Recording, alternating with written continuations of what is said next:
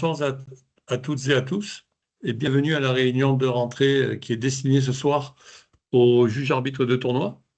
Donc, je vous remercie d'avoir répondu présent pour participer à cette séance, hein. Il y en a pour qui c'est la troisième, voire quatrième séance, hein, pour les officiels multicasquettes. Donc, je vais me présenter rapidement. Je m'appelle Vincent Suavé. Je suis membre de la commission régionale d'arbitrage présidée par Olivier Sias, qui m'a demandé de l'excuser car il ne pourra pas être parmi nous ce soir. Et donc, Olivier m'a confié la responsabilité du pôle communication de la commission régionale d'arbitrage. Alors, la mission de ce pôle est de proposer aux officiels de PACA des réunions de rentrée, hein, comme celle à laquelle vous allez assister ce soir, mais aussi des séances de formation continue, afin de vous donner la possibilité de maintenir vos connaissances tout au long de l'année sportive. C'est l'objectif, hein. Donc, voilà. La dernière mission aussi du pôle, en fait, c'est de créer une newsletter de rentrée que vous avez dû recevoir aujourd'hui. Donc, tous vos retours seront appréciés, hein. Encore une fois, on n'est pas les meilleurs et l'avis des autres compte vraiment pour s'améliorer. Donc, ce soir, vous aurez deux intervenants pour dérouler la présentation. Tout d'abord, Benoît Vermeulen, qui fait partie du service compétition et arbitrage de la Ligue PACA. Et nous aurons aussi Calvin Maleret, donc, qui participera à la présentation de du PowerPoint que vous allez voir défiler. Donc, je serai épaulé d'Antonin, hein, Vincent. Oui, d'accord, parfait. Alors, dernière chose, bon, Benoît vous l'a dit, mais si vous avez des questions, donc vous pouvez démarrer le chat en appuyant sur le bouton conversation qui se trouve tout en haut de la barre de Microsoft Teams. Et nous ferons des pauses, nous alternerons des séquences de présentation avec des pauses de questions-réponses, en fait. Donc voilà. Écoutez, je vous souhaite à toutes et à tous une bonne réunion et n'hésitez pas à poser des questions. À toi, Benoît. Merci. Allez, c'est parti. Hop. Donc voilà un peu le sommaire de la soirée. On a mis des petites couleurs pour vous. Donc les couleurs bleues, ça sera surtout des rappels. Les couleurs rouges pour tout ce qui est nouveauté 2026. Pour le reste, c'est vraiment de l'information. Voilà, peut-être qu'il y a des parties qu'on passera un peu plus vite. Vous aurez le support de toute façon, donc vous pourrez le relire et le revoir ultérieurement. Et si besoin, nous poser des questions derrière par mail. D'ailleurs, on va vous mettre notre adresse mail pour ceux qui ne l'ont pas dans le chat. Donc, c'est compétition.paca@fft.fr. Antonin ou Vincent vous la communiqueront dans le chat pendant que je fais la présentation. Donc, les licences 2026. Donc, voilà, on a plusieurs types de licences qui existent aujourd'hui. En fonction du type de licence, forcément, les prix qui sont différents. Ce qui est important à savoir, c'est qu'on peut toujours faire évoluer une licence. Donc, une licence qui n'est que paddle ou beach peut un jour ou l'autre évoluer en multi-raquette et vous payerez juste la différence. Voilà. Par contre, attention, on ne peut pas rétrograder une licence. Si le licencié a pris une licence multi-raquette à un moment ou à un autre et qui veut n'avoir qu'une licence paddle, on ne pourra pas le rétrograder et on ne pourra pas faire de remboursement. Toutes les licences qui sont prises sont actées et donc on ne peut pas faire retour en arrière. Alors, quelques questions sur les licences. Je vais vous en lire peut-être une ou deux, on va peut-être pas toutes les voir. À partir de quel âge peut-on prendre une licence de beach tennis, paddle ou pickleball? Et bien, tout simplement, à partir de 7 ans, on tarif de 22 € pour les 6 ans et moins. La licence multi-raquette est plus avantageuse et moins coûteuse puisqu'elle est proposée à 13 €. Voilà. Hop. Pareil, on a encore une petite série de questions sur les licences. Je vous laisse un petit peu le temps de regarder. S'il y a quelque chose à un moment donné sur le diapo qui vous alerte, n'hésitez pas à poser vos questions, hein. Voilà, ça c'est vraiment des petites questions à titre d'information pour vous. Ce que je peux vous informer au niveau des licences d'importance cette année qui existent, c'est le rattachement paddle. Donc, c'est-à-dire qu'un joueur qui veut jouer pour deux compétitions différentes, qui veut jouer au tennis et au paddle dans deux clubs différents, il peut très bien être licencié dans un club de tennis et faire son rattachement paddle via son espace TENUP pour jouer pour un autre club de paddle. Voilà, c'est la petite particularité cette année pour les championnats par équipe de paddle. Le joueur devra s'affilier au championnat par équipe via son TENUP. Didier Vermet, je vois que tu lèves la main. Est-ce que tu as une question sur les licences? Oui, une question justement. Est-ce que l'inverse est vrai aussi? Est-ce que quelqu'un qui a pris une licence dans un club de paddle, à partir du moment bien sûr où c'est une licence multi-raquette, peut Non, donc aussi avoir une licence pour participer aux épreuves par équipe dans un club tennis? non, c'est que dans le sens inverse. Il faut prendre sa licence dans le club de tennis. Le tennis reste en gros la pratique prioritaire. Ouais. Et du coup, sur TENUP, l'onglet, c'est vraiment mon club paddle. Donc ça se fait vraiment D'accord. que dans ce sens-là et pas dans le sens inverse. Donc un exemple concret, celui qui a pris une licence paddle ou à qui on a pris une licence paddle dans un club uniquement paddle est coincé pour les matchs par équipe avec un club de tennis?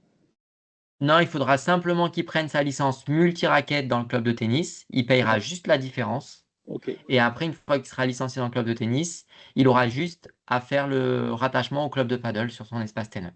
Ok, c'est parfait. Merci beaucoup. Et Voilà. Didier, merci pour ta question, mais utilisez de préférence le chat, parce que sinon on Ok. va Ok. être coupé trop souvent, quoi. Ok. Merci. Allez, on passe à la suite. Hop. Donc, au niveau des reclassements, donc ça, c'est quand même un gros sujet, surtout pour vous en tant que juge arbitre de tournoi. Les reclassements sont indispensables et en tant que juge arbitre, vous devez être vigilant au niveau des joueurs que vous avez sur votre tournoi. Et si demain, vous voyez un joueur qui traverse le tableau, eh ben, à la fin de votre tournoi ou même pendant votre tournoi, ce joueur doit être reclassé. On ne doit plus avoir de joueurs avec des faux classements qui vont dégoûter certains joueurs du tennis qui viennent en compétition et qui perdent au premier tour. Donc ça, c'est vraiment un sujet très important.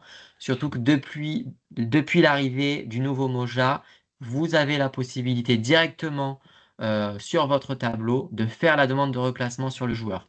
Il n'y a plus besoin d'aller sur l'ADOC, que le licencié aille sur son TENUP. Vous pouvez, vous, en tant que juge arbitre de tournoi, directement le faire sur votre tableau.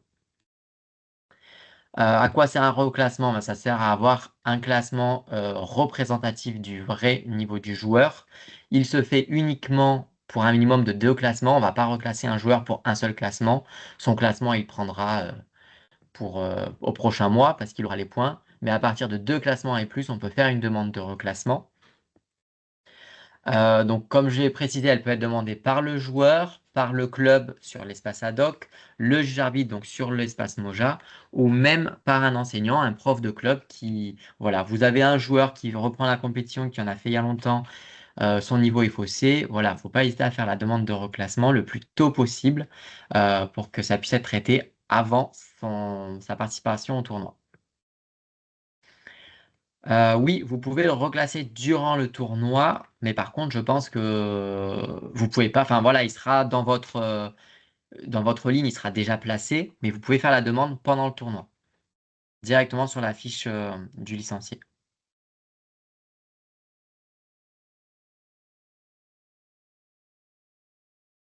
Hop. Désolé, je répondais aux questions en même temps. Attends, Allez, attends on la pause. continue. Attends la pause, Benoît, sinon Alors, il y a beaucoup de diapos. donc le classement provisoire. Donc avant, on appelait ça le classement présumé. Maintenant, ils ont renommé ça le classement provisoire. Donc ça, c'est pour un joueur qui a été ND et qui demande un reclassement. Donc là, on va lui mettre un classement provisoire parce qu'on ne connaît pas vraiment son niveau. On va lui demander de faire 1 ou 2 tournois sur des tournois open. Attention, les matchs par équipe ne comptent pas. Il ne pourra pas jouer en équipe s'il a un classement provisoire. Donc, on lui demande de faire des tournois pour voir un petit peu son niveau. Et à partir du moment où il a 3, 4, 5 matchs dans son palmarès, ce joueur va devoir redemander, ou le club sur ad hoc, un reclassement, sauf que cette fois-ci, on demandera un classement confirmé pour confirmer le classement provisoire. Et c'est seulement le classement confirmé qui pourra être valable pour les championnats par équipe, par exemple. Et pareil pour les championnats individuels. Voilà. Si la personne veut jouer au championnat individuel, il doit avoir un classement confirmé. Il ne pourra pas y jouer avec un classement provisoire. Alors, Benoît, c'est pas forcément pour les non déterminé, le classement provisoire, c'est surtout pour les étrangers ou ceux dont on n'a pas vraiment de niveau de jeu. Exact. Parce qu'un classement non déterminé, ceux qui ont arrêté la compétition et qui se retrouvent avec un ND, si vous connaissez leur niveau de jeu en club, il suffit de bien l'évaluer, ou vous voyez avec le prof du club de 3 personnes qui sont capables de bien l'évaluer, vous demandez le classement et vous l'avez directement, et lui, il pourra jouer en équipe. Oui, en fonction de son meilleur classement aussi. Enfin, il y a plusieurs Oui, c'est critères. ça, parce que généralement, ils ont joué il y a quelques années, donc voilà, après, en fonction du meilleur classement qu'ils ont eu, de l'âge, tout ça, En fait, on oui, évalue au mieux. Et... comme le dit Calvin, le classement provisoire, c'est quelqu'un, on n'a pas trop d'infos sur lui. Donc, on essaie de faire au mieux pour lui établir un classement. Et dès qu'il a fait ses preuves à travers la participation à quelques tournois, en fait, il y a une confirmation de classement qui est faite. Mais comme tu l'as Allez, dit, je Benoît, peux. pas de rencontre par équipe, ni championnat individuel. Alors, pour ceux d'entre vous qui ont la double casquette JAE, en fait, attention au joker qui aurait un classement provisoire. En fait. Il ne peut pas participer à la rencontre. Je te laisse la parole, Benoît. Désolé. Allez, pas de souci. Non, mais merci en tout cas d'avoir complété Kelvin et Vincent. Merci beaucoup. Donc, quand est calculé le statut ND, donc non déterminé, c'est calculé une fois par an en début d'année sportive. Et donc, voilà, c'est une moulinette, hein, les joueurs pour lesquels on n'est pas sûr du niveau, ils passent ND. Alors, faut-il être licencié 2026 pour que mon classement soit calculé en septembre 2025? Non. Cependant, pour participer à une compétition pour la saison sportive 2026, donc c'est-à-dire à partir du 1er septembre, vous devez avoir votre licence 2026. Après une descente à 31 en janvier 2024, je remonte 15,5 lors du calcul de mai 2024, puis descendre à nouveau. Oui, le fait de monter au classement réinitialise le principe de limitation de descente. Dans le cas présenté, je pourrais donc descendre 30 dans les mois suivants. Hop. Bon, voilà, je ne vais pas vous lire toutes les questions. Je vous laisse les regarder. Vous les aurez dans le support, donc vous pouvez les retravailler ultérieurement. Voilà, sachez qu'en plus, actuellement, la Fédé veut retravailler les classements. Voilà, sur tout ce qui est le classement glissé, ils y réfléchissent. Enfin voilà. Donc c'est des choses qui peuvent encore bouger, mais voilà, le classement mensuel a été fait pour pouvoir monter plus souvent. Il y en a qui sont pas trop pour, il y en a qui, voilà, ça fait débat. Donc là, la Fédé essaye de réfléchir à à un nouveau fonctionnement. Donc il existe des simulations, hein, pour le paddle, le beach tennis, etc. en fonction d'un niveau de tennis. Donc ça, c'est pareil, n'hésitez pas à le demander. Normalement, il est automatique, mais si besoin, si vous avez des questions, n'hésitez pas à poser la question au juge arbitre quand vous inscrivez à un tournoi de paddle ou de beach tennis. Voilà, on passe à la suite. Donc, le classement, il est publié tous les premiers mardis de chaque mois. Alors, certains mois, ça va être décalé s'il y a des fêtes de Noël, etc. Enfin, bref. Mais en général, c'est le premier mardi de chaque mois. Ça mouline le matin. Donc, des fois, ça peut prendre du retard. Ça peut apparaître plutôt au milieu d'après-midi. Donc, voilà, il faut patienter quand on sait qu'il y a les reclassements. Mais voilà, vous savez que c'est le premier mardi de chaque mois. Allez, on passe sur la partie règlement sportif. Donc, vous savez qu'il existe plusieurs catégories de compétition, donc orange, vert et jaune. Donc, selon la catégorie, les dimensions sont différentes. Donc, il faut bien se référer à ces dimensions. Vous pouvez les retrouver dans le guide sportif qui a été communiqué en début d'année sportive à tous les clubs. Donc là-dessus, vous avez toutes les informations. Également, pendant l'AG de Ligue qui aura lieu en décembre, vous aurez également des affiches qui seront distribuées à tous les clubs. Donc, c'est des affiches que vous pourrez afficher dans vos clubs qui permettent d'avoir toutes les informations sur les cahiers des charges, sur les dimensions, les règlements de chaque caractéristique de chaque compétition. Enfin voilà, c'est des tableaux qui sont assez synthétiques et qui sont pratiques pour afficher dans les clubs. Donc n'hésitez pas à le réclamer à votre président de club pour qu'il la récupère à l'AG. Hop. Donc la nouveauté, c'est que désormais la compétition en simple mixte, elle est possible. pour certains types de compétitions homologuées, pas pour toutes. Et la compétition orange qui fait apparaître des nouveaux classements. Donc désormais, quand vous allez jouer en format orange, à partir de 4 victoires, que ce soit en simple ou en double, vous allez pouvoir obtenir le classement 42. À partir de 8 victoires, vous aurez le classement 41. Et à partir de 12 victoires, vous obtiendrez le classement 40. Donc voilà ce que je disais, les victoires elles peuvent être obtenues ou en simple ou en double. Donc c'est pareil, c'est au cours des 12 derniers mois, c'est comme le calcul du classement habituel. Les victoires par VO, effectivement, ne comptent pas, donc ça, il n'y a pas de surprise. Et les matchs disputés en orange n'ont pas d'impact sur les classements supérieurs à 40. C'est vraiment l'ouverture d'une 5e série par la compétition orange. Voilà, et donc on ne peut pas redescendre quand on a les classements 42, 41 ou 40. À partir du moment où vous avez la licence. Hop. Donc, pas mal de nouveautés au niveau des surclassements des jeunes en compétition. Donc, tout le tableau a été refait par la Fédération française de tennis. Donc ça, pareil, vous pouvez le récupérer soit dans le guide sportif ou dans les règlements sportifs 2026 de la FFT. Voilà, ils ont fait ça sous forme de visuel. Alors, c'était peut-être un petit peu flou pour vous. Quand il y a la raquette, c'est tout simplement que c'est autorisé sans conditions particulières. Donc là, si je vous prends l'exemple du 8 ans, donc un âge du licencié 8 ans qui veut jouer dans une compétition 10 ans, aujourd'hui, il n'y a pas de conditions particulières. En revanche, merci de couper les micros, s'il vous plaît. En revanche, pour les personnes, donc pour les enfants de 6 ans qui vont jouer donc 7, 8, 9 ou 10 ans, il faut une autorisation du médecin régional et du directeur fédéral de la performance. Donc voilà, ça c'est des demandes spécifiques à faire. Sinon, l'enfant ne peut pas jouer ces compétitions s'il n'a pas ces autorisations.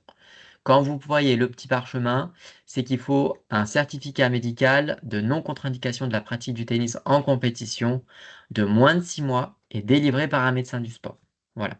Donc ça, quand vous êtes sur des tournois, c'est des documents que vous devez demander si vous êtes confronté à des enfants de 11 ans, par exemple, qui jouent en 17-18 ou en senior, vous devez lui demander ce document.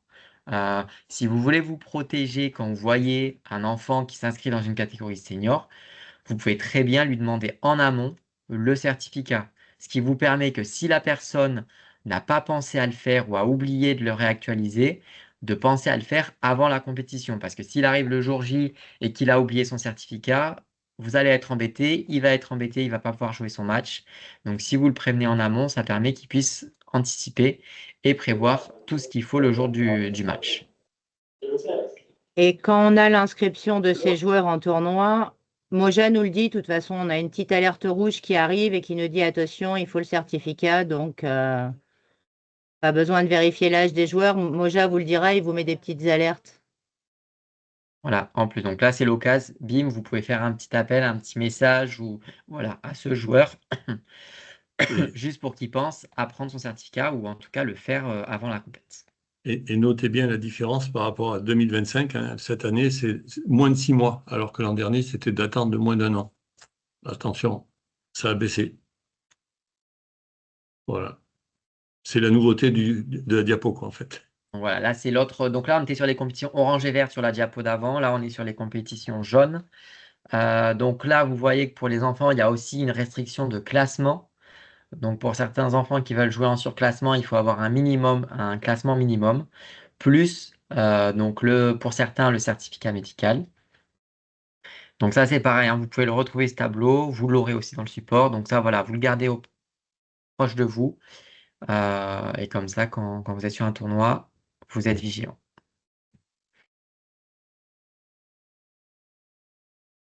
Alors, les formats de jeu et les repos en cours de partie. Donc pour les formats de jeu, donc format 1 qui est interdit pour les catégories 65 ans et plus. Donc le format 1, c'est le format classique que vous connaissez, les 3 sets en 6 jeux avec tie-break, avec avantage. Et enfin, les formats 1 et 2 sont interdits pour les catégories 10 ans et moins, sauf pour des épreuves fédérales avec accord de la DTN. Voilà, les exceptions. Nouveauté pour les repos en cours de partie. Donc pour les catégories qui jouent au format 1, les catégories senior plus, donc 35 ans et plus, qui jouent en format 1, ont une autorisation de pause entre le deuxième et troisième set. Alors, ce n'est pas une obligation. C'est si un des deux joueurs le demande, vous pouvez l'accorder, enfin, vous devez l'accorder.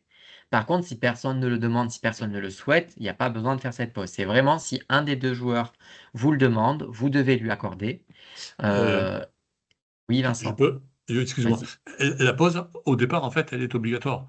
Mais si les deux joueurs sont d'accord pour ne pas la prendre, en fait, mais c'est pas la demande, quoi. Par défaut, elle est obligatoire. Oui, mais enfin voilà, s'il est Mm. obligatoire, ça voudrait dire que les joueurs sont obligés attendre 10 minutes et de se regarder dans les yeux. C'est ça que Ouais. je veux dire.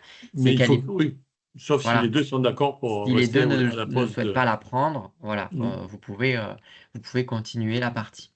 Mm. Pendant ce repos, tout ce qui est conseils, soins, désormais sont autorisés. C'était interdit auparavant. Désormais, lors de cette pause de 10 minutes, c'est autorisé. Ça fait partie des nouveautés de ce règlement. Voilà.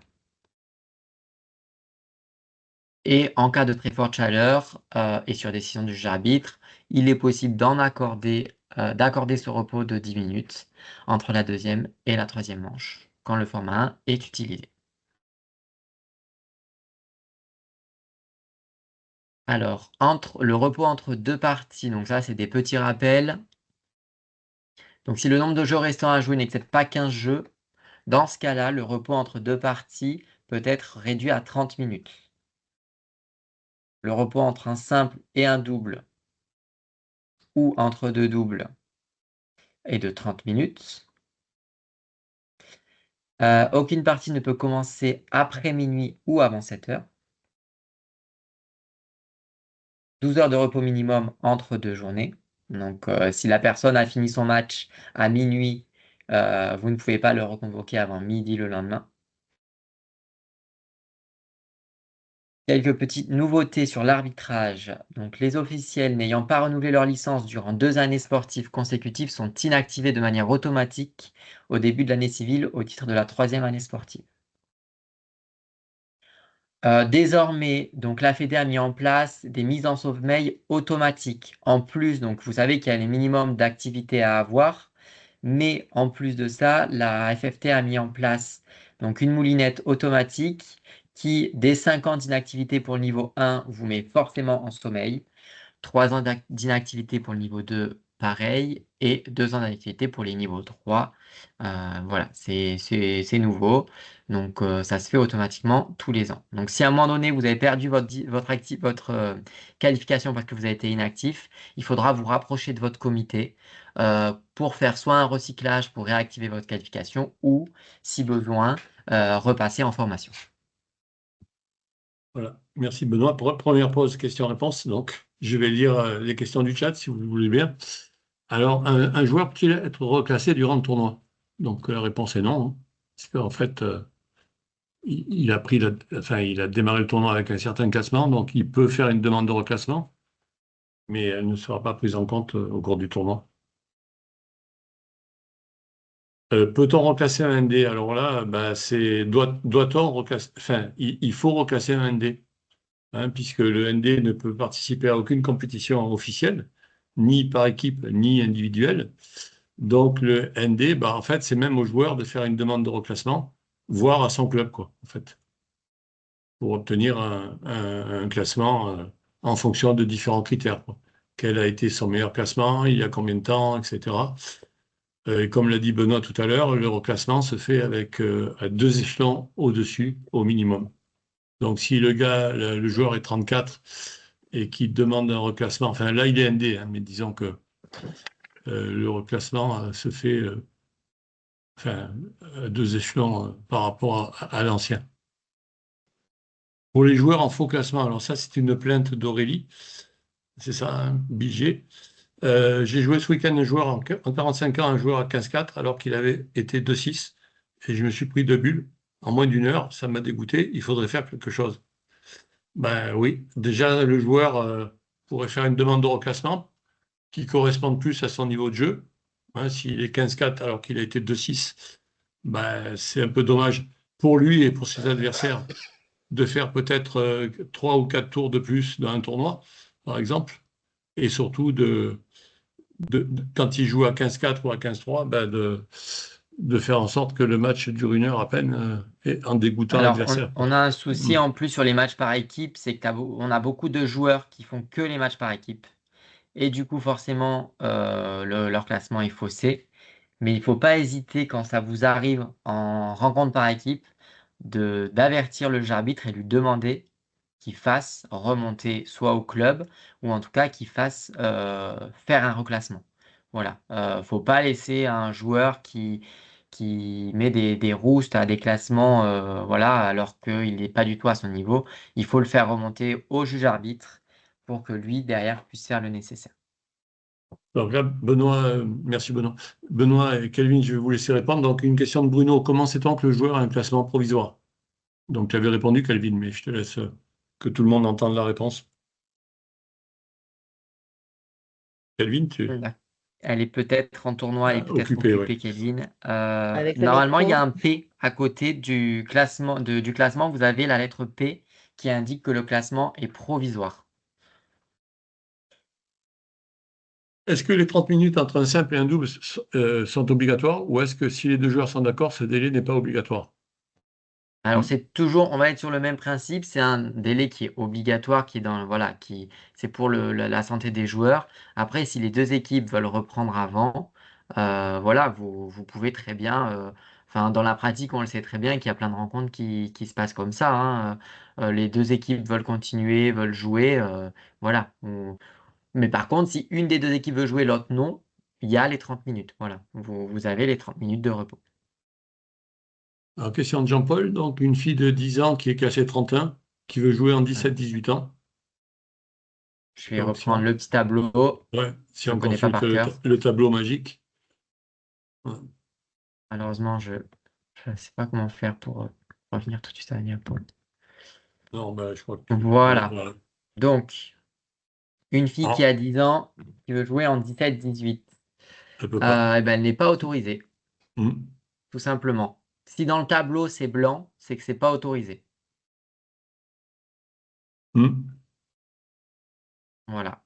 Voilà. Bon, après, il y a Joël. Je peux intervenir? Oui, vas-y, Jean-Paul. Je regarde dans le guide du PACA et je vois qu'il y a ce petit tableau et en dessous, il y a d'autres choses. Disposition exceptionnelle, filles 9 ans et 10 ans au niveau national. Ah, oui, Oui, mais il y a un niveau cas national. particulier, effectivement, qui n'a pas été reporté ici. Je l'avais quelque part. Je vais ressortir. Mais tu as raison, pour les filles, effectivement, il y a une particularité. Et là, j'en ai une justement sur un tournoi de la semaine prochaine et je voudrais éclaircir ce point-là. Oui, mais ce sont des filles qui ont un niveau national, je crois. Oui, enfin, je ne sais pas si Ouais. à le niveau Qui national, sont, mais les 30 qui sont dans les meilleures joueuses nationales, quoi. Je pense.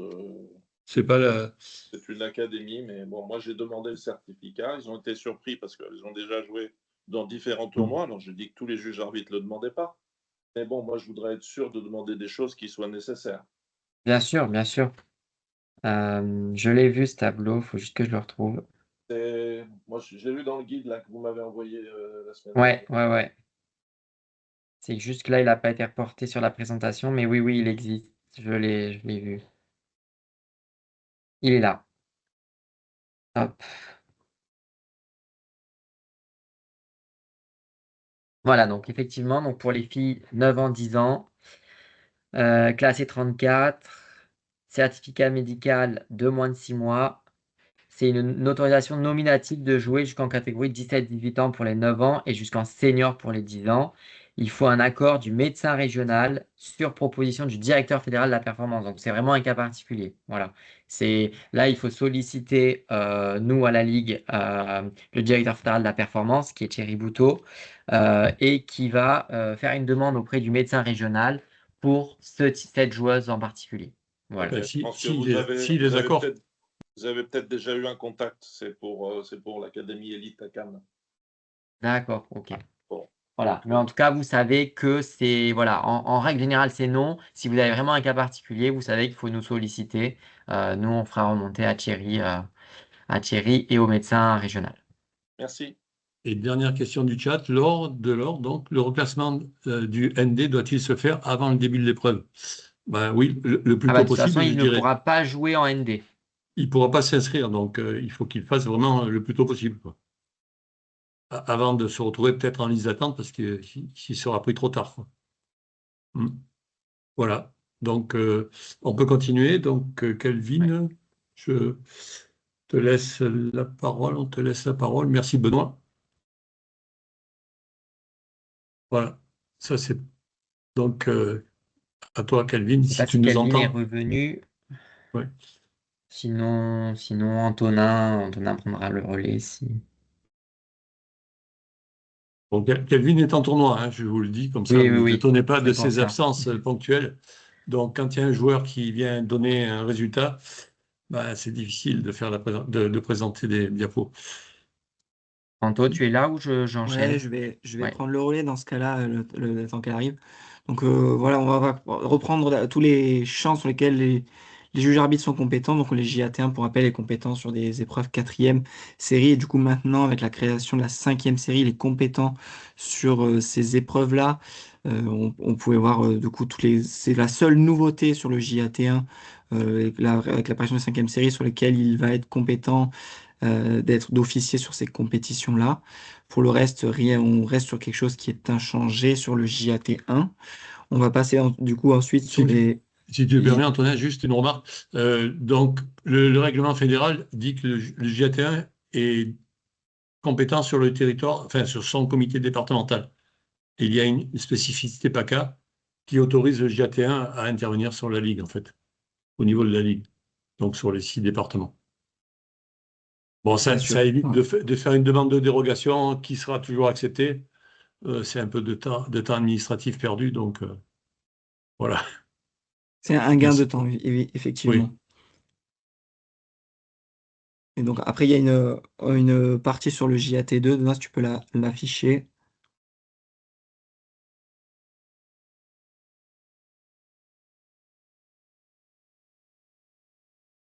Voilà, donc le JAT2, lui, en plus de ses compétences du JAT1, il est compétent donc, pour arbitrer des épreuves hors padel de beach tennis BT1000 et BT2000. Il peut aussi s'occuper des tableaux finaux de CNGT, même s'il est très conseillé, fortement conseillé d'avoir un JAT3 tennis qui soit présent sur ces fins de tableau, puisque ça reste quand même des tableaux qui sont assez conséquents, assez importants à gérer. Mais il a tout de même l'autorisation de les gérer. Mais on conseille fortement de la présence d'un JAT3 sur ces fins de tableau-là CNGT. Et il a la compétence du coup d'évaluer des JAT1 sur leur propre tournoi ou de les aider en cas de besoin sur ces compétitions-là. Alors, si tu le permets, je vais t'interrompre, Antonin, désolé, pour prendre à chaud une remarque de Benoît, c'est pas une question, hein, en fait, qui montre, si je peux dire ainsi, qu'il y a un trou dans la raquette, quoi, parce qu'il constate que un JAT1 peut gérer un TMC troisième série, alors qu'il ne peut pas le gérer en tournoi, enfin, en théorie. Donc, Comme Benoît a répondu, hein, les TMC, c'est quelque chose de différent où oui, oui, où la charge du tableau est moins importante, où il y a vraiment à suivre un découpage qui est même enfin, moins difficile que celle d'un tournoi open classique. C'est pour ça que les TMC ont été considérés comme ouverts au JAT1. merci. Voilà. D'accord. Donc, si tu peux passer sur la slide suivante. Euh, Les JAT3 tennis ont juste une petite spécificité supplémentaire. Maintenant, en fait, on regroupe, il n'existe plus le JAP3, le JAT3 beach tennis. On a tout regroupé. Maintenant, il y a le JAT3 avec la spécificité de tennis pour ceux qui ont donc un T supplémentaire pour le tennis. Il y a le JAT3P pour le paddle, et etc., en fonction de la discipline. Donc, il y a eu ce changement-là à ce niveau-là.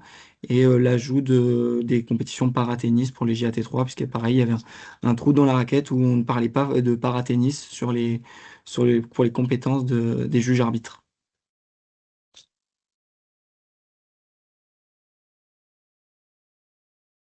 Voilà, donc quelques points réglementaires sur la participation des juges arbitres en tournoi. Donc, quelle que soit la pratique, tennis, beach tennis, paddle, paratennis, pickleball, un juge arbitre ayant la charge d'un TMC ne peut en aucun cas participer à un tournoi multichance, le sien ou celui d'un autre, durant la durée de son tournoi. Donc, forcément, le juge arbitre, on estime qu'il doit être présent dans son tournoi. Donc, forcément, il ne peut pas être juge arbitre d'un TMC ça prend beaucoup de temps. Et en même temps, jouer, c'est assez compliqué. Donc, on considérer que le juge arbitre ne peut pas être joueur sur ce type de compétition. Pareil pour les tournois deuxième catégorie.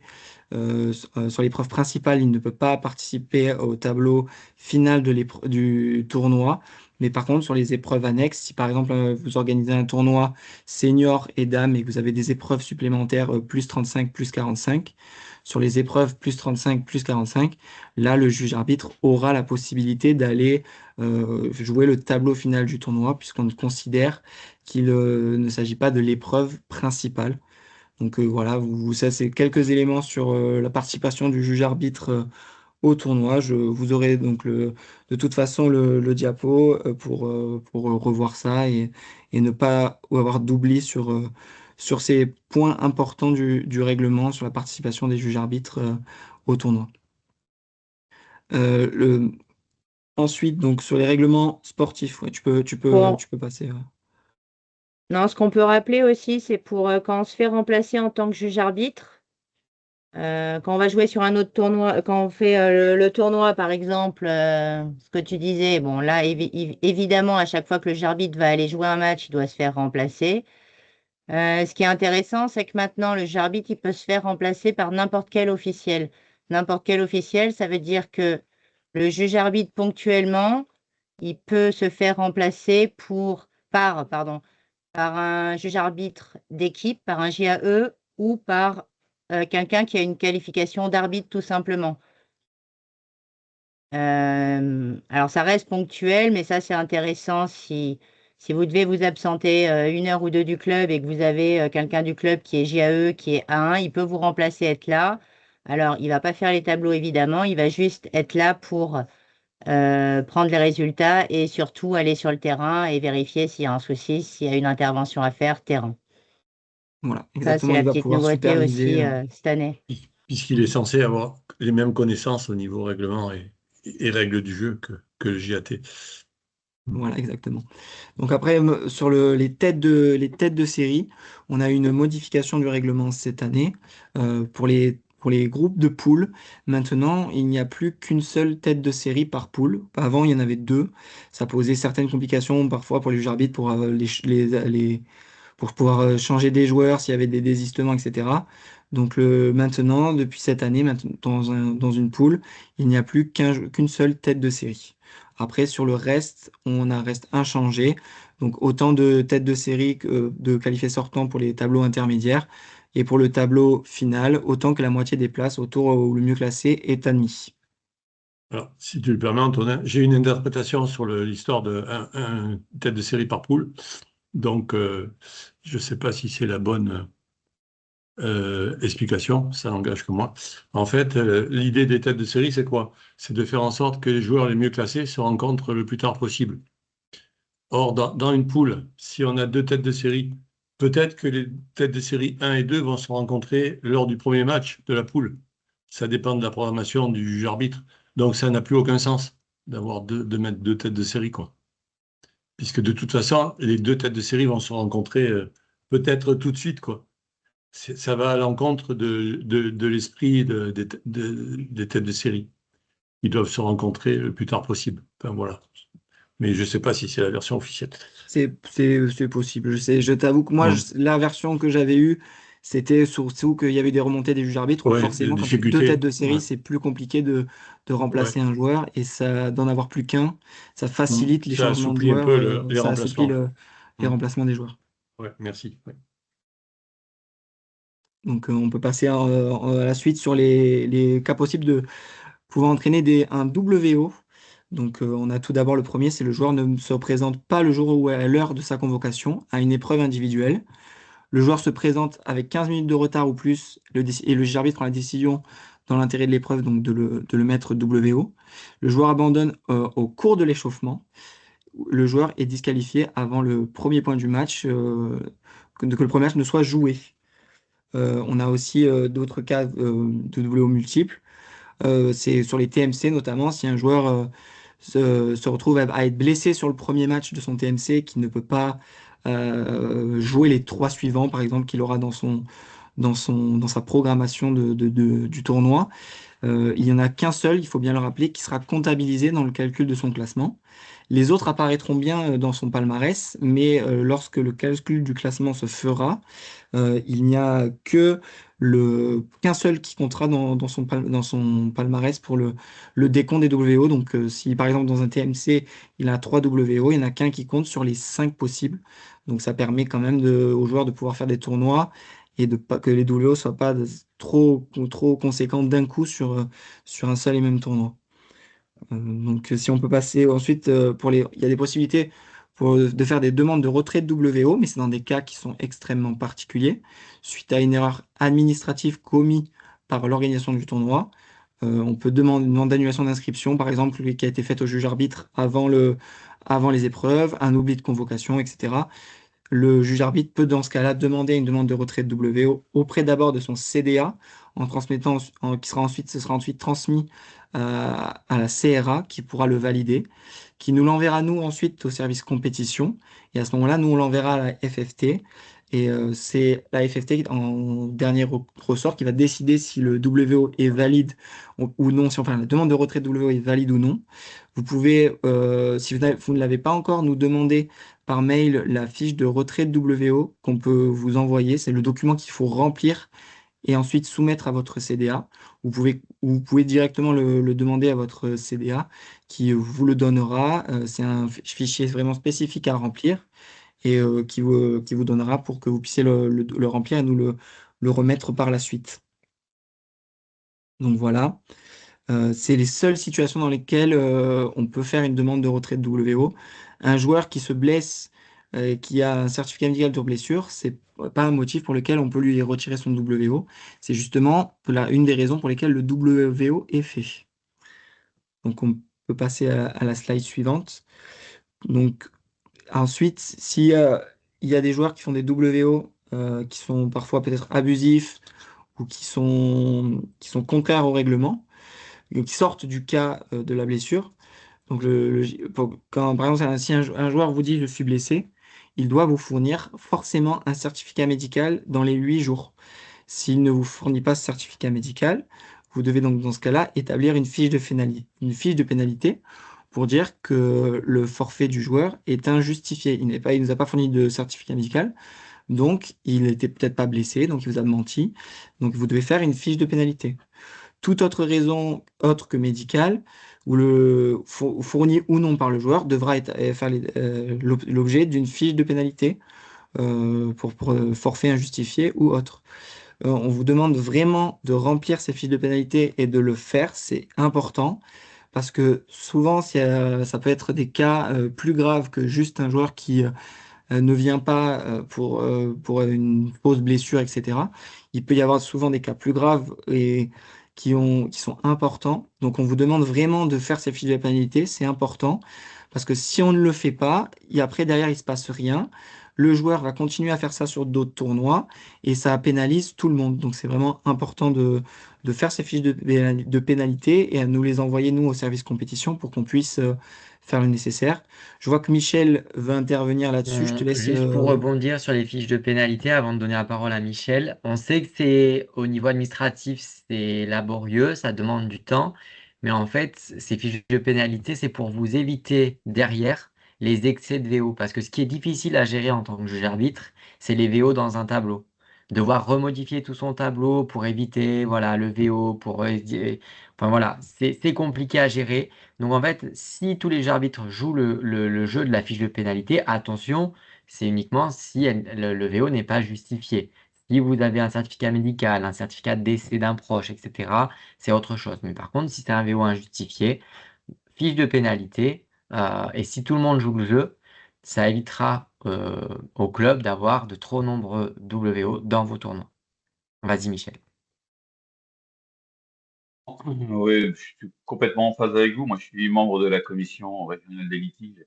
Donc, complètement concerné, on a beaucoup de juges arbitres, justement, qui nous font des WO aujourd'hui, des fiches de pénalité pour des WO injustifiés.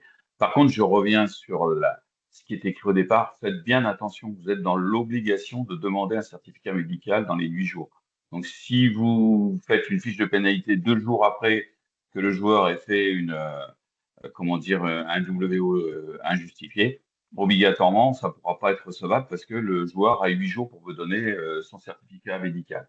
Si au bout des 8 jours, vous n'avez pas reçu le certificat médical, bah là, vous pouvez faire cette fiche de pénalité. C'est assez important pour ça parce que réglementairement, on est obligé de tenir compte de ce règlement. Ouais, le délai pour le joueur pour fournir le certificat. Exactement. Merci, Michel. Merci, Michel. Alors, Stéphane, je vois que tu levais la main. Ouais, Ouais. je voudrais faire une petite parenthèse par rapport à ça. Effectivement, les forfaits, je sais qu'effectivement, de notre côté, un peu de juge arbitre mettre des fiches de pénalité, ça doit être systématique sur chaque WO. On aurait effectivement, comme tu disais, Benoît, beaucoup moins de tournois avec des tableaux à trous, sachant qu'on est pénalisé au bout de 5 WO. C'est déjà énorme qu'on puisse faire 5 WO sans être pénalisé. Et j'attire un peu l'attention de tout le monde sur le fait que beaucoup de juges arbitres mettent des scores sur les WO. Voilà, c'est extrêmement grave. Et au lieu d'être pénalisé sur 5 WO, en fait, on est pénalisé sur 10 parce que si 1 sur 2, on a un juge arbitre qui nous met un score. Voilà. Cette info, on a effectivement des juges arbitres qui répondent favorablement aux demandes des joueurs, qui disent « je ne peux pas venir, tu mets un score ». Voilà. Donc ça, il faut vraiment, vraiment, vraiment prendre conscience du fait que c'est un réel problème.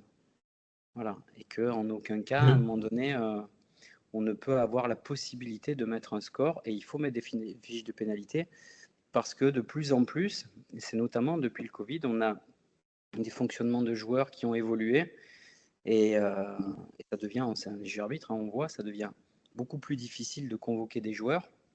Alors on a moins de problèmes sur les terrains, mais ça devient difficile de convoquer des joueurs parce que le tournoi, c'est plus une priorité.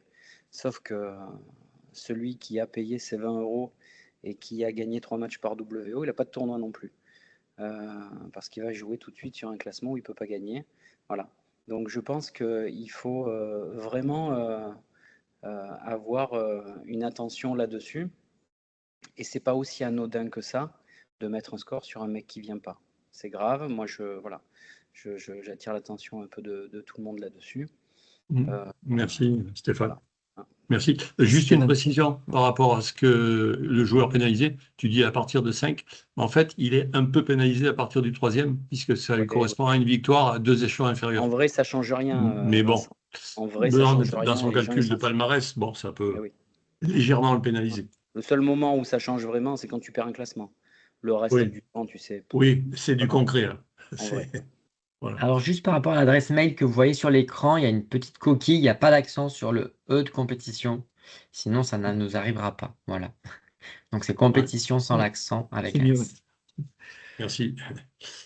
On continue. On peut continuer. En fait, alors, puisqu'on arrive à cet écran, si on peut juste un retour arrière léger, il y a Pascal Blanchard qui nous fait remarquer que l'article 54 DRS, ça concerne les têtes de série dans les poules, précise que chaque poule doit comporter 2 têtes de série.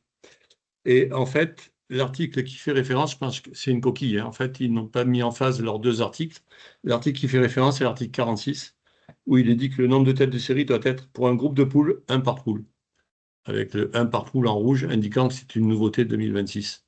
Donc, ne tenez pas compte de l'article 54, et merci à Pascal pour ce coup d'œil affûté.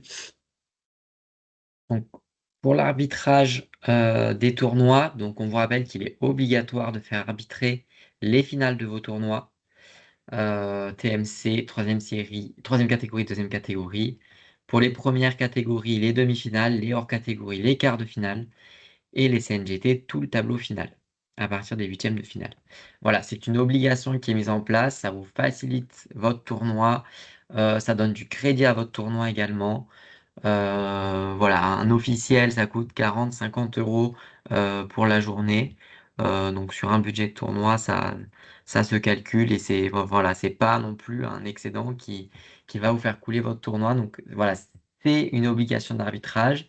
Les CDA font les vérifications pour tout ce qui est tournoi de TMC à première catégorie et la CRA fait les vérifications pour les hors catégories et CNGT. Si vous avez des soucis pour trouver des arbitres, vous pouvez solliciter votre comité départemental, votre responsable d'arbitrage du comité, la ligue, donc le service compétition, et la commission régionale d'arbitrage. Donc il y a du monde que vous pouvez solliciter pour avoir de l'aide et trouver des officiels. On en a. Il faut juste s'y prendre en amont pour qu'ils puissent être dispo sur la date de votre tournoi. Mais ça se trouve. Voilà. Donc les sanctions, si ce n'est pas respecté, d'abord ce sera un avertissement, potentiellement une perte de priorisation des choix pour la saison N+1, et si ça continue, refus d'homologation. Alors, aujourd'hui, au niveau des tarifs d'arbitrage, je vais vous donner ce qu'on fait au niveau ligue. C'est un prix à la journée. Donc, l'officiel vient pour... alors, on peut faire aussi le tarif demi-journée, mais une journée type, c'est 40 euros pour un officiel de niveau 1, 50 euros pour un officiel de niveau 2 et 60 euros pour un officiel de niveau 3. Voilà. Et 70 euros pour badger ou plus, mais là, je pense sur des troisième catégorie, TMC, on n'a pas forcément besoin des badgés. Des arbitres A1, A2, c'est très bien, ça leur fait de l'expérience, ça les prépare pour les championnats de France, pour les clubs qui potentiellement ont des championnats de France, N1, N4, où il va falloir faire arbitrer également les parties. Voilà. Après, le club est libre de donner le montant qu'il souhaite. Nous, c'est bien des recommandations ligue. Après, vous êtes libre dans le club d'octroyer plus, moins. Voilà, c'est à vous d'établir vos tarifs. À cela, il ne faut pas oublier les défraiements. Si l'arbitre vient de loin, une petite indemnité kilométrique. Si il officie aux alentours des heures de repas, peut-être lui prévoir une petite collation le midi s'il reste sur place. Enfin, voilà, après, c'est à vous de gérer les conditions pour votre officiel. Je ne sais pas si Kelvin est revenu, si elle veut parler un petit peu des tableaux. Non? Bon, alors on y Pas va. sûr. Donc les tableaux finaux, tableau final, hein, vous dites comme vous voulez. C'est la vitrine de votre tournoi, donc c'est important, c'est la fin de votre tournoi, c'est un peu l'apogée, hein, donc c'est ce que les gens vont regarder. Donc c'est important d'être vigilant sur la construction de ce tableau. Donc de façon à ce que les meilleurs classés soient traités de façon équitable. Pourquoi? Tout simplement que les mêmes classés ont le même nombre de tours pour arriver au gain final. Parce qu'il y a des joueurs qui viennent pour le prize money, hein, on le sait très bien, donc il faut les traiter équitablement. L'actualisation des classements doit être réalisée avant le début du tournoi et au cours de celui-là, notamment avant la constitution du tableau final. Un tableau final même affiché peut être refait à condition qu'aucune partie n'ait été commencée dans les deux cas suivants. Forfait d'une des deux premières têtes de série et forfait de plus d'un quart du nombre de têtes de série. Là, quelques exemples de tableaux qu'on ne veut plus voir. Donc là, on voit bien que les deux 15 ne sont pas traités au même niveau. Un 15 va être directement en demi-finale avec un prize money plus élevé. Donc là, tout simplement, on met les QE l'un en face de l'autre. C'est des QE qui viennent du tableau précédent. On peut les mettre en face lors d'un tableau final, il n'y a pas de souci. Et au moins, tous les joueurs sont traités équitablement. Je précise, excuse-moi Benoît, un tableau final à départ en ligne, entrée sur 2 tours. Voilà. Pas d'un tableau entrée échelonné. Petite précision. Hop. Ensuite, ici, donc là, pareil, on a les deux 6 qui ne sont pas au même niveau. Donc, qu'est-ce qu'on propose? On va faire donc une compression QE de 6, QE de 6. Et de l'autre côté, on met les deux 1, 6 au même niveau et le 0 en bas.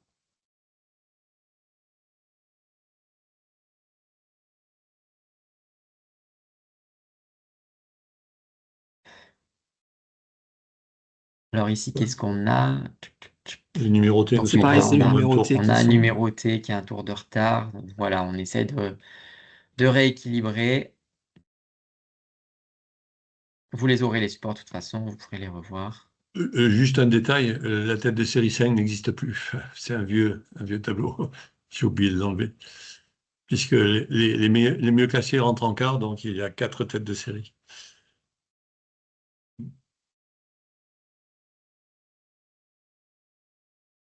Voilà, un autre tableau, une autre proposition.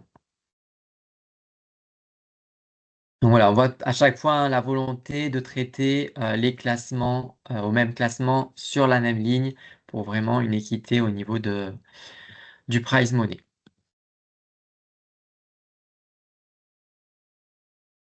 Je peux expliquer, Benoît, si tu veux. Celui-ci, il arrive comme un cheveu sur la soupe, mais c'est un cas réel que j'ai trouvé. Il s'agit d'une épreuve 13-14 ans. Et vous voyez, bon, les 15-4 et les 15-5, pas au même tour, bof, c'est pas évident, ça soit justifié. Et puis les 15-5 qui ne sont pas traités de façon équitable, hein, puisqu'il y en a un qui rentre, qui fait un tour de plus. Alors là, il y a une condition, c'est de qualifier un joueur supplémentaire pour en avoir 5 qualifiés entrants au lieu de 4. Et on pourrait ensuite aligner les 15-4 et les 15-5 en quart de finale et utiliser la possibilité de faire jouer 2 qualifiés entrants l'un contre l'autre, puisqu'il s'agit d'un tableau à départ en ligne. Entrer des Ou de joueurs sur sortir le 2. bon nombre de qualifiés. Oui, c'est ça, oui. C'est-à-dire, si tu en sors 3, tu n'as pas ce problème. Oui, aussi. 3 ou 5. Enfin, à voir ce qu'on peut faire. Bah, de C'est qualifier, toujours plus c'est jamais très fun quand même. c'est toujours plus compliqué de réduire le nombre de qualifiés sortants que d'augmenter. Enfin, souvent. C'est que le choix au départ a été une erreur. Ouais.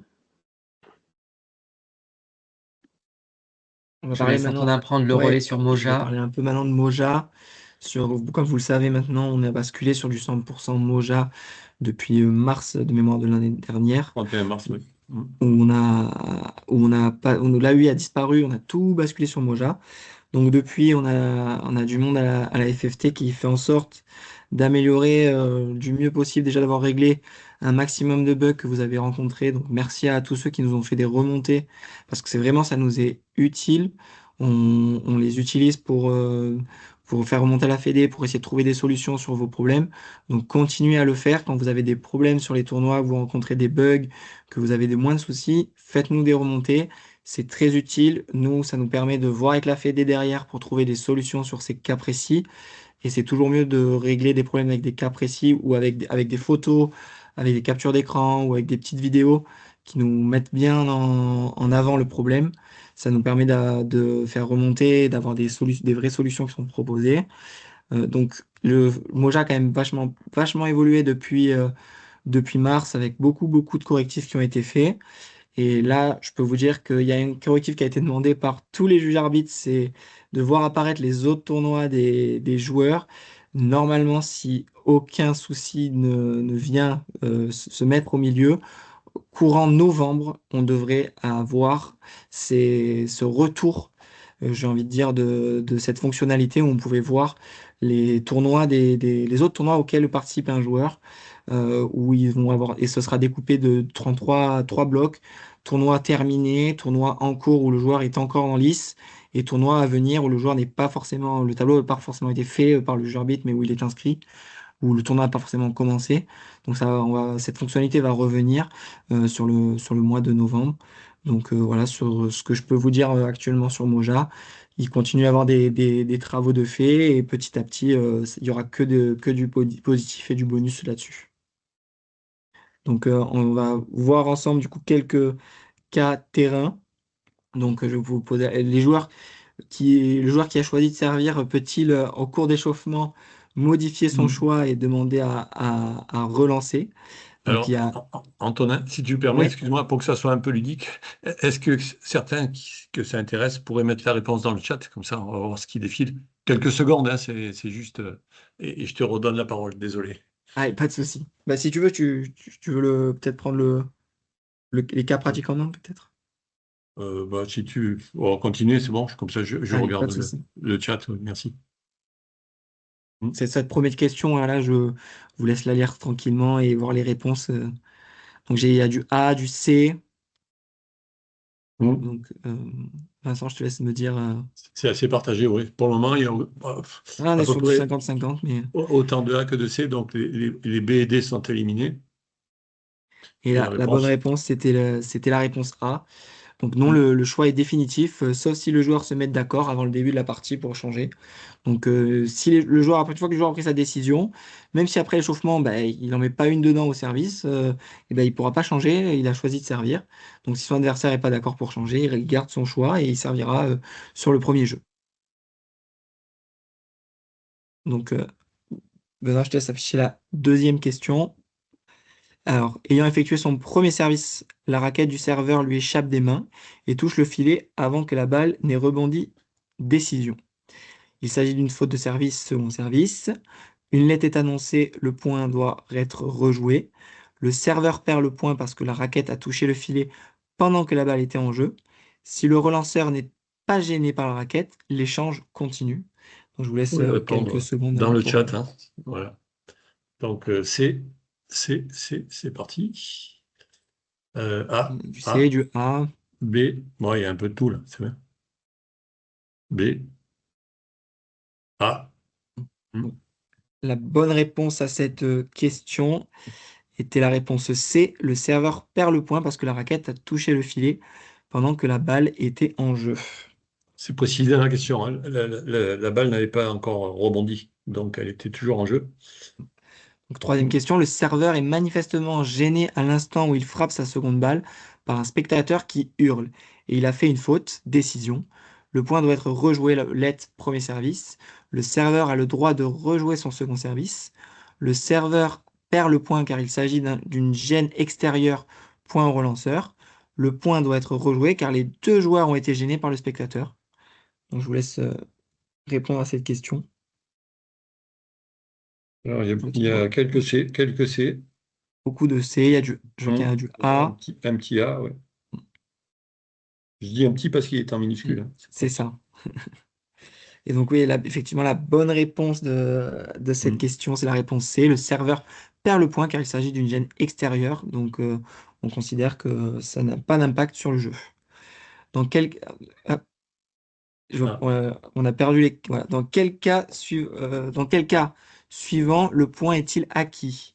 Balle dégonflée, balle grelot, balle crevée, balle avec feutrine décollée ou balle mouillée. Et vous remarquez qu'entre parenthèses, il y a un S. Donc il y a peut-être plusieurs bonnes réponses. Donc là, c'est parti pour. Alors, allez-y hein, dans le chat si vous voulez. Donc, j'ai un C. C'est pas évident. AB, AB, C et E, AE. Voilà. Quelques combinaisons. A, B, E. AE, AE, AE.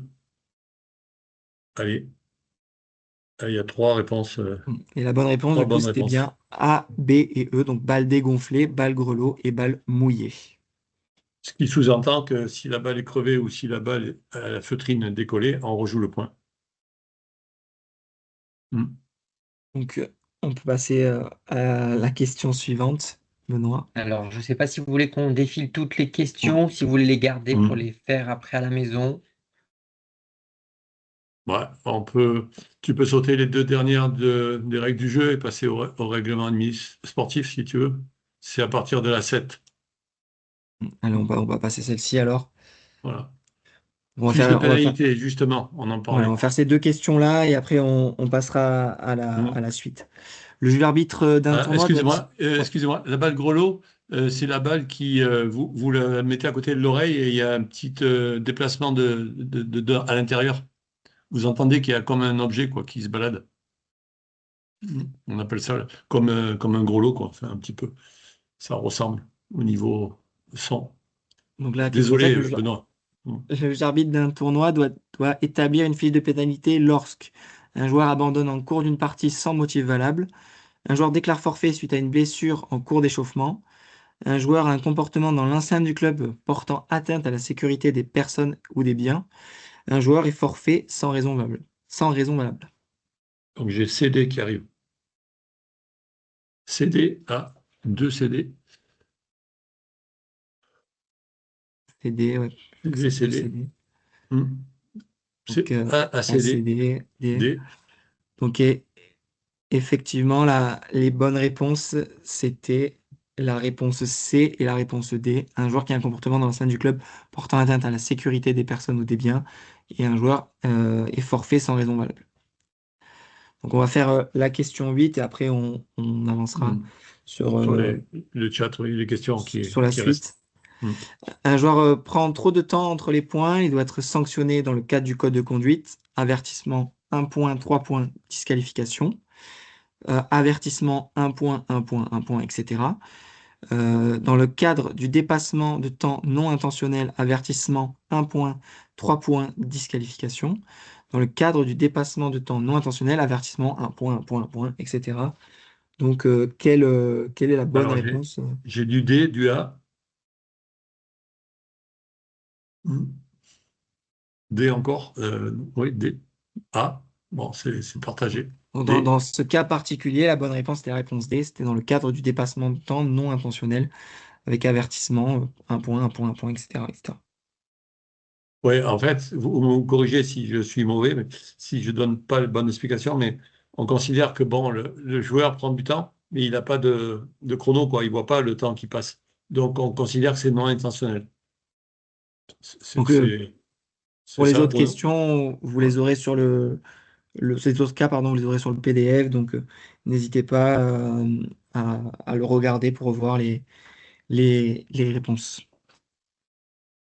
Donc, les documents et sites ressources. Donc, vous avez le guide sportif 2026, qui est un document que le service compétition a réalisé, qui a été revérifié par la CDA, la CRA et qui a été relu par beaucoup de monde, dont Vincent, qui nous a permis donc d'aboutir à ce document pour vous, qui contient tous les éléments nécessaires à la compétition, que ce soit individuelle ou par équipe, sur toutes les disciplines. C'est vraiment un document sur lequel vous pouvez vous appuyer. Vous pouvez le retrouver sur le site de la Ligue directement dans la partie compétition règlement, ou si vraiment vous en avez besoin et que vous ne le trouvez pas sur le site, vous pouvez nous demander, on vous aiguillera pour le récupérer, on vous l'enverra. Il y a aussi donc le guide PACA arbitrage, qui est un guide qui a été créé à l'initiative de la CRA. Ce document fait office de règlement vis-à-vis de l'organisation et du fonctionnement de la CRA en PACA. Donc si vous avez moins de questions sur le fonctionnement de la CRA au sein de notre ligue ou autre, vous pouvez vous appuyer sur ce document-là que vous pourrez retrouver sur le site de la ligue. Pareil, pour le moment, il n'est pas encore finalisé. Quand il sera finalisé, vous pourrez le retrouver. Vous avez l'ancienne version qui doit être encore disponible, mais la version 2026 n'est pas encore finalisée. Et vous avez aussi donc les règlements sportifs 2026 dont nous avons mis le lien sur le site de la Ligue aussi pour le retrouver. Vous l'avez aussi sur le site de la FFT directement, où vous pouvez aussi le retrouver dans mon espace arbitrage, sur votre espace à vous, dans la partie documents, où vous avez les règlements sportifs qui ressortent, avec à l'intérieur toutes les nouveautés 2026 qui sont mises en rouge et en évidence. Donc tous ces documents, vous pouvez les retrouver donc, sur le site de la Ligue. On les met à jour régulièrement. Vous pouvez aussi retrouver l'ensemble des règlements des championnats ou d'autres événements de Ligue. On vous conseille d'aller vraiment le chercher, le guide sportif, sur le site de la Ligue, parce que ça peut arriver qu'il y ait des modifications qui soient effectuées dessus. Et donc, on le met, une fois que ces modifications sont faites, on le remet tout de suite sur le site de la Ligue. Donc, vous êtes sûr de bénéficier de la dernière version à jour avec les derniers règlements, toutes les nouveautés. Vous êtes sûr de rien rater.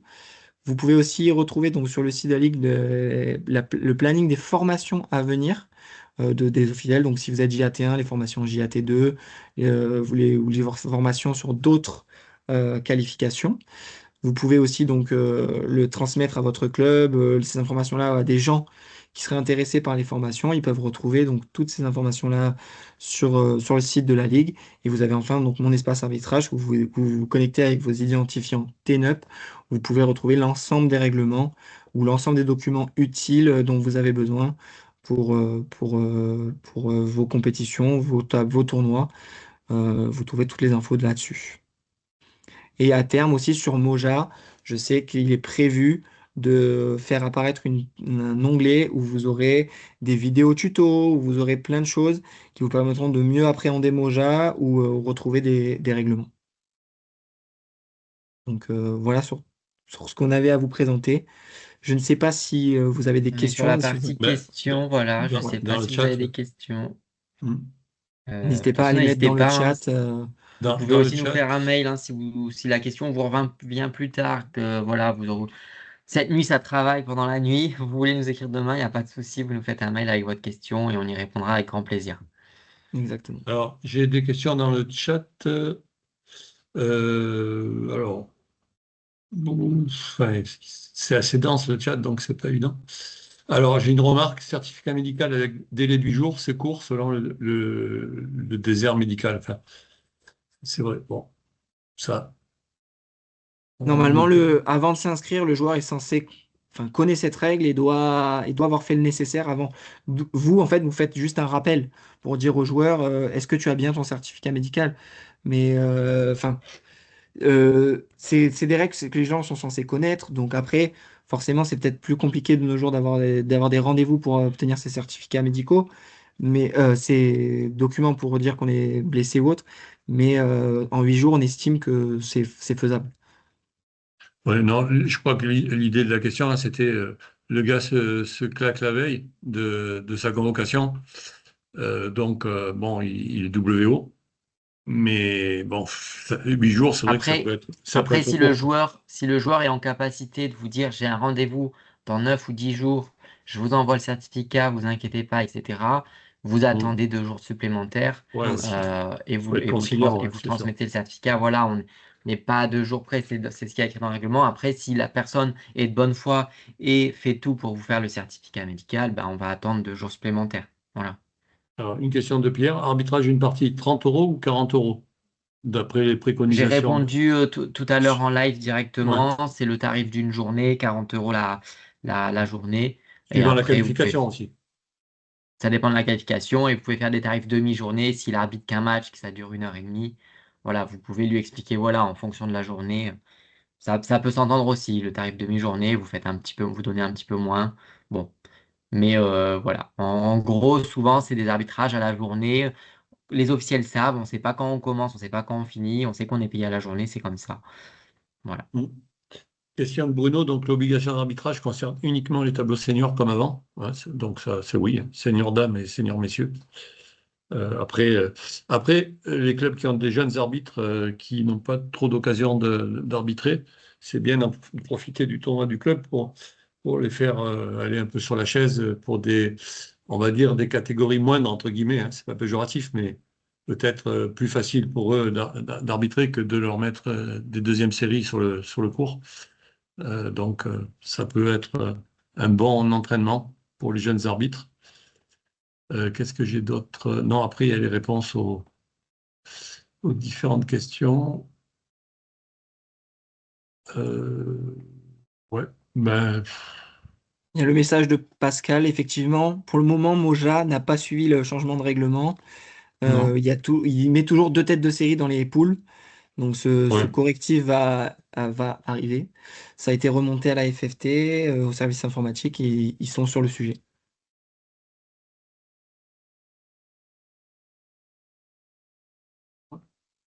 Bon, Bah, moi, s'il n'y a pas j'ai d'autres peut-être. questions, on va vous laisser là pour ce soir. On va vous remercier de votre présence. Oui, Et voilà, on reste disponible pour toute question. Et on vous souhaite à donc, tous une bonne merci soirée et merci beaucoup à beaucoup vous pour votre tous. attention. Merci Benoît, merci Antonin et Kelvin si elle nous entend, partiellement, je ne sais pas. Merci à tous et d'avoir assisté à cette réunion.